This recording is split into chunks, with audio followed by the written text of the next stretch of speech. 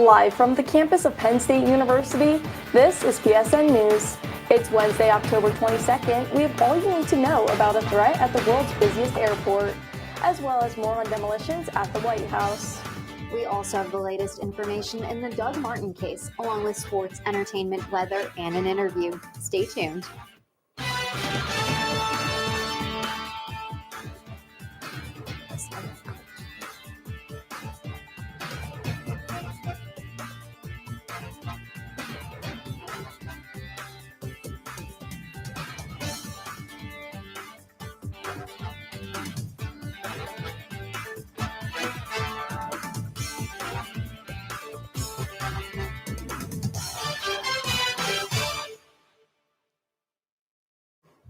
Thanks for joining us tonight. I'm Anneke Wagner. And I'm Reehl.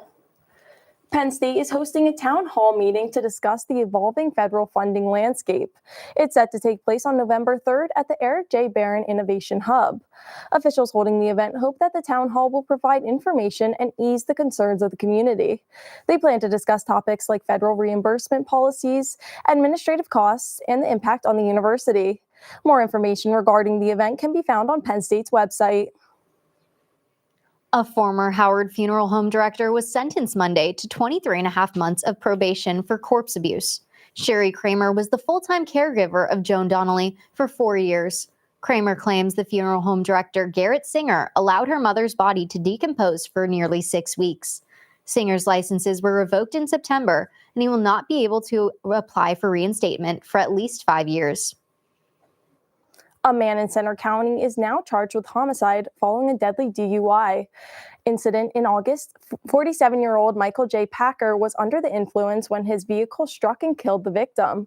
Officials say that Packer was performing CPR on the victim when they arrived, but they were later pronounced dead at the scene. Packer's hearing is scheduled to take place on October 29th. A State College teen who was reported missing has been located. Dominic Caesar went missing last Thursday after police say he ran away from his brother in the area of Penn Hills Park. A post circulated social media after the teen's disappearance, saying that Caesar told a friend earlier Thursday that he was planning to hang out in the downtown college area. In a statement released Sunday night, State College police say that Caesar has been located. What kind of weather can students expect for the rest of the week? Student meteorologist Hannah George is live in the studio with this week's forecast. Hannah?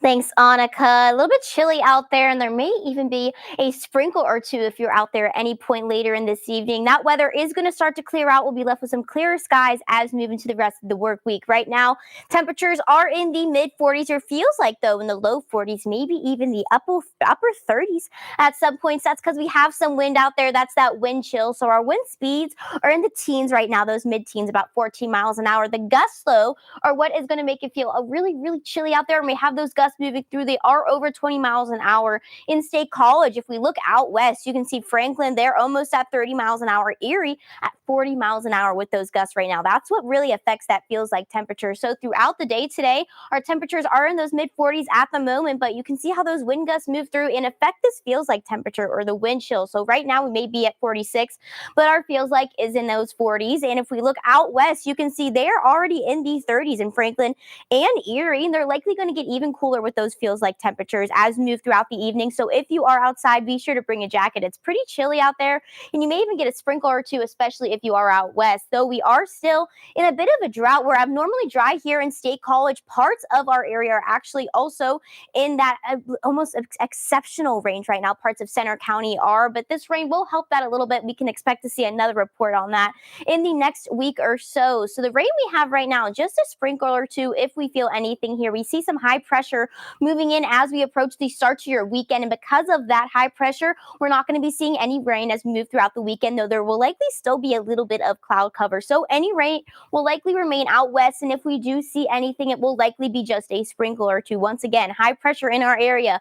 So this weekend, we will remain clear. We're just going to have some cloud cover. That high pressure is able to push all of that rain out of our area. Tonight, your lows are going to be in the low 40s. Some wind out there still. So once again, that feels like temperature will probably be somewhere in the mid to upper 30s. We do see a little bit of chance for rain as we move throughout the evening. Very light, though, if anything. Tomorrow, no rain. Your highs are going to be in the low 50s, so we're going to remain in a seasonable range with your temperatures. Still a little bit of wind out there, though. So it'll probably feel a little bit cooler, but once again, very seasonable for this time of year. And as we look ahead at your weekend, we can expect to see temperatures remaining that way. The start to your next work week, a little bit cooler on Monday, but we do remain dry throughout the weekend and the start to the week. As we move into the rest of that work week, though, we do start to see some rain, and that may help us not be in that drought range anymore. Back to you, Anneke. Thanks, Hannah. Now, what can students expect in sports? Sophia has the latest. Thanks, Anneke. I'm Sophia Monteforte with your sports update. October is Breast Cancer Awareness Month, and the Penn State women's volleyball team is hosting Rutgers this Friday for the Dig Pink match. Rec Hall will be a sea of pink as fans pack the stands to show their support for the team and the cause. Head coach Katie Schumacher-Cawley was diagnosed with breast cancer last season and still led the team to a national title. She made history in the world of sports. Coach Katie is an inspiration to all, and her partnership with the V Foundation will be the theme of their home game against Indiana on November 2nd. Winter sports at Penn State are getting ready for their season debuts. Although a few weeks out, it is never too early to get excited about the Penn State wrestling team. Their constant success has kept Penn State on the map as the best wrestling program in the country. When all else fails in the rankings, Penn State can always count on these guys to bring home multiple championship titles. The Nittany Lions will have Oklahoma at home on November 14th to kickstart the season. Once again, analysts predict this squad to win it all in March at the NCAA Championship. While winter sports are just around the corner, fall sports are still in full swing. Reporter Andrew Plotnick has the recap on a Penn State men's soccer game last week. Andrew? Thanks, Sophia. On Friday, I had the chance to attend the Penn State men's soccer match versus Northwestern at Jeffrey Field. This was a critical Big Ten matchup for the Nittany Lions following a loss to UCLA. Let's take a look. This Friday, the Penn State Nittany Lions men's soccer team played in their annual whiteout game, taking on the Northwestern Wildcats. The crowd was small, but the fans showed out when the team needed them the most. We're here at Jeffrey Field for the 44th all-time matchup between the Northwestern Wildcats and the Penn State Nittany Lions. This soccer game is the Penn State whiteout game, and Northwestern hasn't won in Jeffrey Field since November 1st, 2015. Both teams are coming to this matchup 1-3-1 in Big Ten play, tied for 9th, and they're both fighting for a playoff spot. With not much action in the first half, it was scoreless heading into halftime. A little slow. Hopefully they pick it up and they score a couple goals and win the game. Northwestern opened up the scoring in the second half, with a Penn State answer immediately following, making the score 1-1. Northwestern would then take the lead on a shot from outside the box in the 86th minute, leading to a pin drop in the Penn State crowd. Penn State remained aggressive, but couldn't buy a goal until freshman defender Joe Sheridan would make a run along the right sideline and cross the ball to the middle, where sophomore midfielder Malik Dauda put on an incredible display of finishing to tie the game in the final minute, ultimately leading to the final score, 2-2. And to be fair, Malik showed it late on. That's a chance that sometimes can be missed wide or high, and he showed great composure. Both teams remain tied in the Big Ten standings and are eyeing a playoff spot. Obviously, we want to win. We're a winning team. We have a winning mentality, and a point today is not enough for us. I feel like Penn State soccer is all about winning. Today we didn't complete that, so I can't say that today was really a Penn State soccer game. For PSN News, I'm Andrew Plotnick. Following this draw, Penn State lost to number 21 Washington on Monday by a score of 2-1. They look to bounce back at Wisconsin for their fourth consecutive Big Ten matchup on Saturday. We will continue to keep you updated on all things Penn State athletics. Back to you, Sophia. Thanks, Andrew. It's that time of year again for New York fans to pack in at the Garden, bleeding blue and orange. In this offseason, the Knicks have made big moves by signing new head coach Mike Brown. A team of this caliber with a healthy Jalen Brunson and Karl Anthony Towns need a coach that can take them all the way.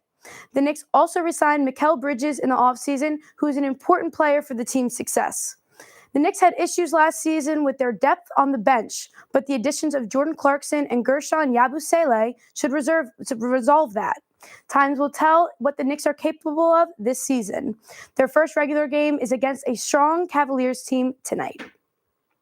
The stage is set for the 2025 World Series. After a nail-biting 7-game battle, the Blue Jays prevailed and beat the Mariners. The Dodgers, on the other hand, beat the Brewers in a 4-game sweep. They are coming into this championship on fire after that series win and as defending champions. The Blue Jays haven't seen this leg of the playoffs since their back-to-back title wins in '92 and '93. There is not much history between these two franchises, but what better time than the present to make some? The Blue Jays have home field advantage for the first 2 games of the series starting this Friday. That's all for your sports update. After the break, Ella Karofsky has the latest in the world of entertainment. Stay tuned. Live from the campus of Penn State University, this is PSN News. Penn State Network News is a student-produced, bi-weekly live news show featuring all student talent. From local and national news to sports, entertainment, weather, and live interviews, we have it all. We also feature student-made packages from across campus. Airing every Monday and Wednesday at 7 p.m. We are PSN News. Be sure to check us out on Twitter and Facebook at PSN News, on Instagram at Penn State Network News, and to subscribe to our YouTube channel at youtube.com/PSN News. Have a good night and stay safe, Penn State. Welcome back to PSN News. I'm Ella Karofsky with your entertainment update. All month long, the State Theater has been holding its Halloween movie spooktacular. Movies like Halloween and Nightmare on Elm Street hit the big screen last night, with other cult classics like The Exorcist and Scream showing throughout the past few weeks. For the kids who enjoy a fun Halloween classic, the theater will bring the magic of Hocus Pocus to the big screen on Sunday, October 26th, along with the Addams Family. Just a day before the actual holiday, the theater will celebrate the 20th anniversary of Tim Burton's Corpse Bride with a showing at 7:30 p.m. The Halloween movie marathon will conclude on Halloween night with Halloween at 8 p.m. and the Rocky Horror Picture Show at 11 p.m.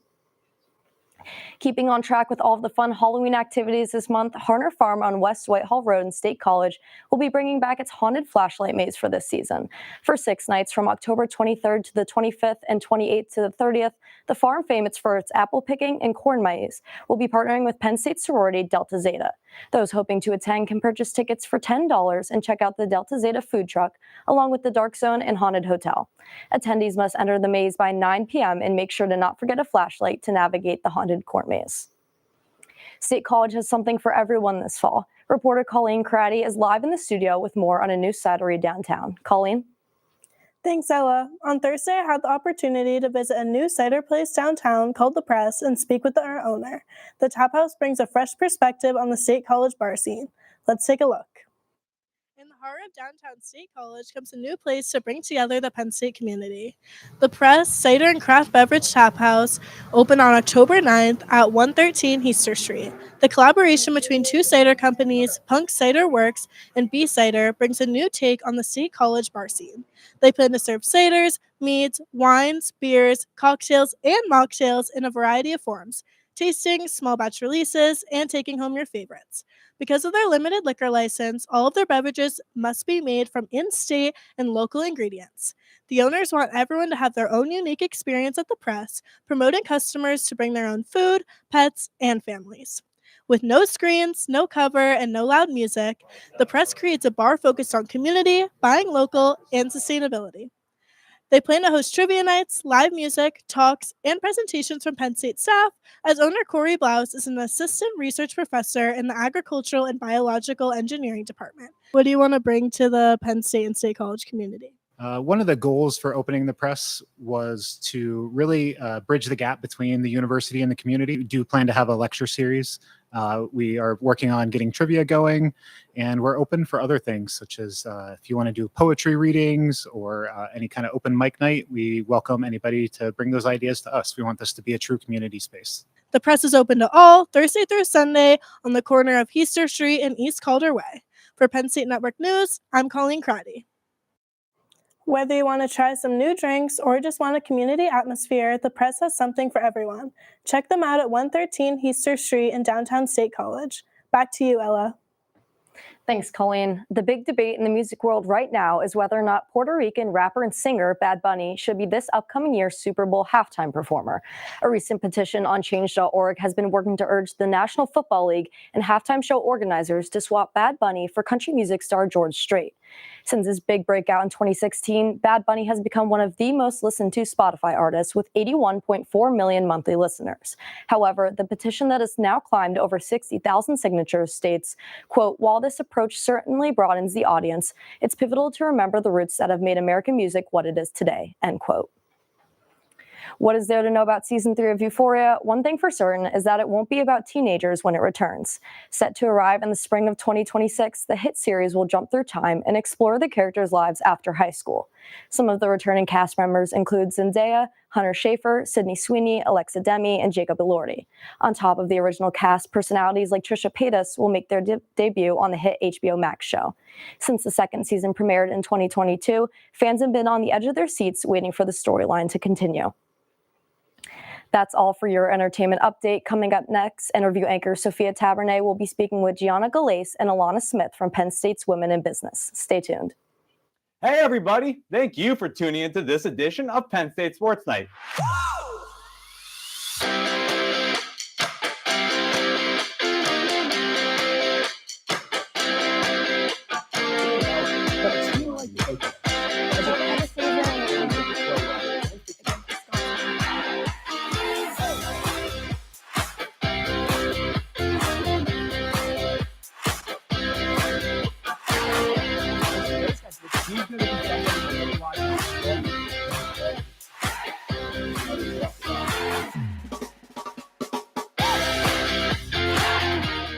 For all of us here at the Belisari Media Center, we are Penn State Sports Night.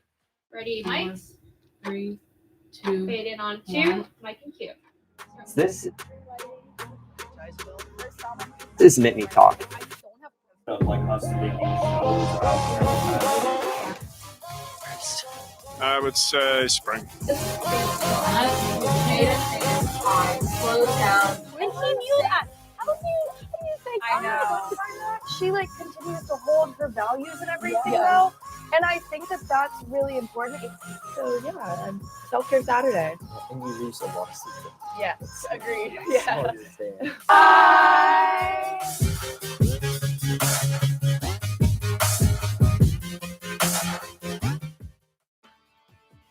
Live from the campus of Penn State University, this is PSN News.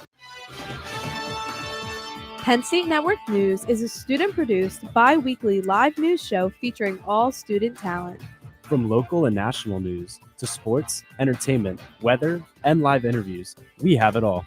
We also feature student-made packages from across campus. Airing every Monday and Wednesday at 7 p.m. We are PSN News. Be sure to check us out on Twitter and Facebook at PSN News, on Instagram at Penn State Network News, and to subscribe to our YouTube channel at youtube.com/PSN News. Have a good night and stay safe, Penn State. Hey everyone, welcome to Culture Central. My name is Jaden Stewart. What's good, everybody? My name is Eric Pichardo, and we are your hosts, creators, and executive producers of Culture Central.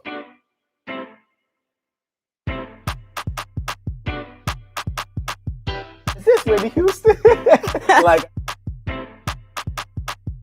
We're doing things that have never been done before, so welcome to the family. Hey everyone, we are Red Carpet News, your main source of entertainment news at Penn State University. Man, this festival is going to be popping. I'm Alex Porzillo, here with Aiden Harold. He's going to 23rd with Daddy Elon Warbucks to actual space away from Kim. So in sync, especially during Kendrick's part when they came out. Reporting on anything from music, movies, TV shows, fashion, to celebrity gossip. You don't want to miss out on any of the hot topics we discuss. Find our segments on YouTube under the name Red Carpet News for your daily dose of entertainment. We are Red Carpet News.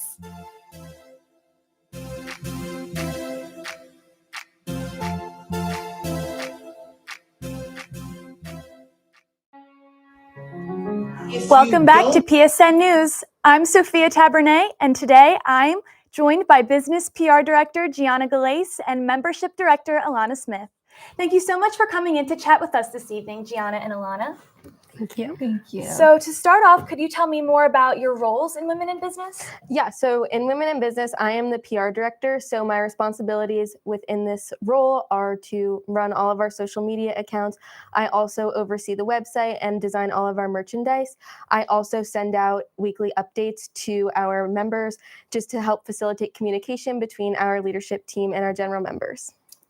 My name is Lana Smith. I currently serve as the membership director. My main responsibilities in this role is to manage our point system, which is based off of our 4 different pillars. I also manage our Flare page, which is one of our main sources of communication with our members. And lastly, I run our mentorship program where I get to pair an upperclassman with an underclassman. Oh, that's great. So how did you guys first hear about the organization and what inspired you to join? I actually heard about it in a social media post on Instagram, and I wanted to join to get more leadership opportunities and just to grow both personally and professionally. After I joined, I realized that this is a space where I was really supported and inspired by other women, and it helped me grow out of my comfort zone and develop new skills that'll help me in my future career. I found out about Women in Business through my first involvement fair as a freshman, and I knew it's something I immediately wanted to get involved in. I'm really big about pursuing women's rights, especially in the business field. So I immediately joined as a freshman, and I have been with the organization ever since. That's awesome. So I noticed that the organization has a variety of corporate partners. So how does Women in Business help their members with professional development and networking? Yeah, so we're really honored to have many different partnerships with different companies and corporate sponsors. So we bring in recruiters and professionals from these companies and our sponsorships to host different events, either about career development topics or even just to network in smaller settings. It's a really great opportunity for our members just to ask questions and to make more meaningful connections with these recruiters. We've even had a couple cases where some of our general members have gotten internships from the connections they've made in Women in Business, which is super rewarding for us. Yeah, that's amazing. I also noticed that your organization was involved with Thon. Can you tell me more about that? Yeah, so Thon is probably our biggest philanthropic endeavor. So we start fundraising in June, and once we get back into the school year, we start having events for our members. These are fundraisers. So some examples we do an arts and crafts night, and it's just a good way to bring our community together and also fundraise for Thon. In December, we pick our Thon dancers. We normally have about 4 Thon dancers, and then in February, we get to stand in the stands and support our dancers for the 46 hours. I love that. So what are the main goals for Women in Business this year? Yeah, so our organization is built on 4 main pillars. Alana mentioned them earlier. It's networking, professional development, leadership, and community service. So a lot of what we do and a lot of the goals we set for ourselves and our organization is tied back to those values. I'd also say that our overarching North Star goal is just to foster growth, confidence, and leadership in women of all majors. We don't just take business majors, just by providing them with meaningful opportunities in a supportive community. I really love the mission that your organization has, and I'm sure there are a lot of people that are interested. How can these students who are interested get involved? Yes, so our membership forum for this semester has closed. We encourage everyone to join next semester. We will offer opportunities to join next semester for all members, for all students who want to join. So definitely come out if you are interested in joining in the beginning of January. Okay, sounds great. Gianna and Alana, thank you so much for joining us today and telling us more about your experiences with Women in Business. Thank you. Now stick around because coming up next, Lauren and Anneke will have the latest news from across the nation. 3, 2, fade in on 2, Mike and Q. This is Nittany Talk. Like us making shows out I would say spring. Slow down. And he knew that. How do you say I know. She continues to hold her values and everything though. And I think that that's really important. So yeah, and self-care Saturday. And you lose a lot of sleep. Yes, agreed. Yeah.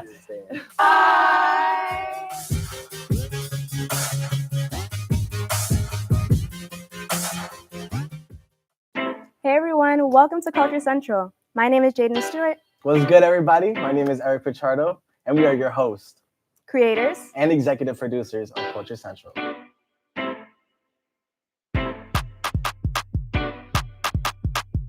Is this Whitney Houston? We're doing things that have never been done before. So welcome to the family. If you don't include human beings, you cannot accurately model the way the climate has changed over the last 50 years. And I don't know that we're ever going to be free of some sort of bug. The natural state of motion for something to be in is to remain in its current state of motion. I've been lucky enough to discover various things out there. Pulsars, exoplanets, and some other phenomena that ended up being interesting. Hi, I'm Johnson Gary with Asking Penn State. What if Asking Penn State? Asking Penn State. Asking Penn State. Asking Penn State. Welcome back to Asking Penn State.